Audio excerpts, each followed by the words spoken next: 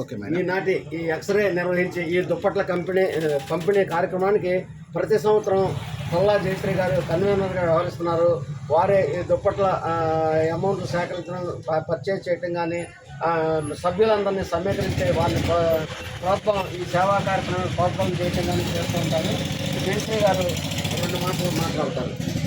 ఈరోజు మనం ఇక్కడ సింగనగర్ బాంబే కాలనీలో మాతృభవ వృద్ధాశ్రమానికి ఇక్కడ దుప్పట్ల పంపిణీ మరియు ఫ్రూట్స్ పంపిణీ చేయడానికి ఇక్కడికి వచ్చాము.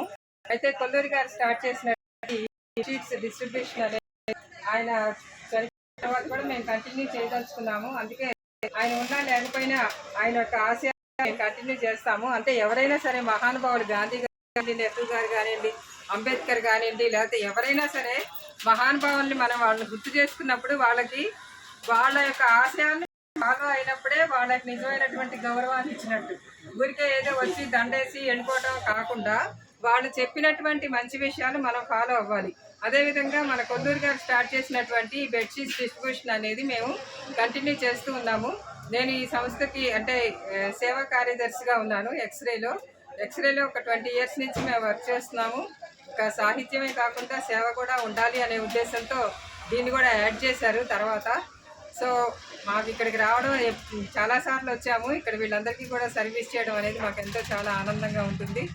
వీళ్ళందరినీ కలుసుకోవడం, వాళ్ళతో మాట్లాడడం, ఇదంతా మనం వాళ్ళకు కూడా ఇలా అందరూ రావడం అనేది వాళ్ళకి హ్యాపీగా ఉంటుంది. మనం కూడా వాళ్ళతో షేర్ చేసుకోవడం, వాళ్ళ అనుభవాలు కానివ్వండి, వాళ్ళ మాటలు అవన్నీ కూడా షేర్ చేసుకోవడం అవన్నీ చాలా బాగుంటుంది. సమ్టైమ్స్ ఒక్కొక్కసారి అయితే మేము వృద్ధులకి గేమ్స్ కూడా కండక్ట్ చేస్తూ ఉంటాము. అంటే ఇలా ఇవ్వడంతో పాటు గేమ్స్ కూడా చేస్తాం అనమాట. అంటే చిన్న చిన్న హౌసీ అని, వాకింగ్ అని అలాంటివి. సో వాళ్ళు కూడా చాలా హ్యాపీగా ఫీల్ అవుతారు. ప్రైజ్లు ఇవ్వడం అట్లా చిన్నపిల్లలాగా బాగుంటుంది, ఎంజాయ్ చేస్తారు. సో నాకు ఈ అవకాశాన్ని ఇచ్చినటువంటి ఆంజనేయరాజు గారు, కొల్లూరు గారు లేని ప్లేస్ని కవర్ చేస్తున్నారు ఆయన.